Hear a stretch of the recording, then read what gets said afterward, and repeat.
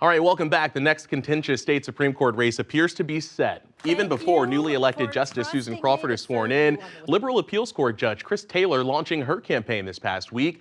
Taylor running against conservative Justice Rebecca Bradley, who has said she plans to seek another 10-year term on the state's high court. The election set for next April. Already, the court's 4 liberal justices, including Crawford, have endorsed Taylor. We talked with her, the former Democratic state lawmaker, just after her launch. Do you see your time as a state lawmaker, a Democrat, as a benefit in this race?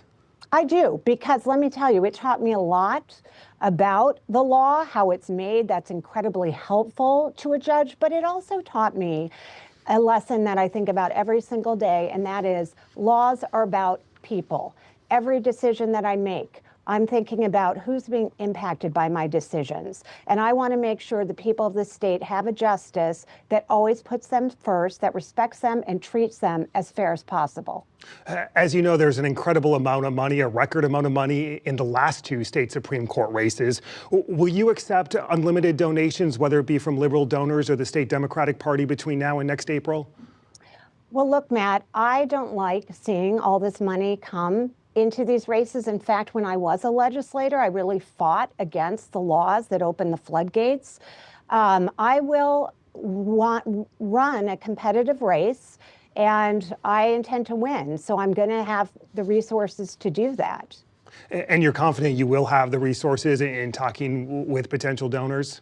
I'm going to try my hardest. You know, the people of the state of Wisconsin, they have my commitment that I'm going to work every single day to run a race that they're proud of, and to make sure that I'm doing everything as a judge to ensure they have access to justice and they're treated fairly. These races, as you know, have turned incredibly political, whether people like it or not at this point. And the same goes for Justice Bradley on the conservative side. But during this campaign, why should voters believe that you will be anything but the Democratic state lawmaker that you were, and bring that to the court with you?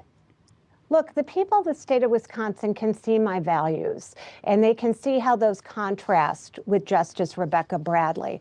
I have spent my life fighting for people's rights and freedoms. She has spent her life advocating against reproductive health, voting to take a case to overturn the 2020 election.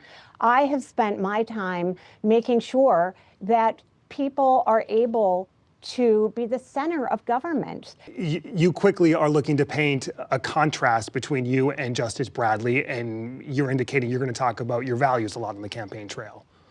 Right, and I think that people will see a real contrast between us.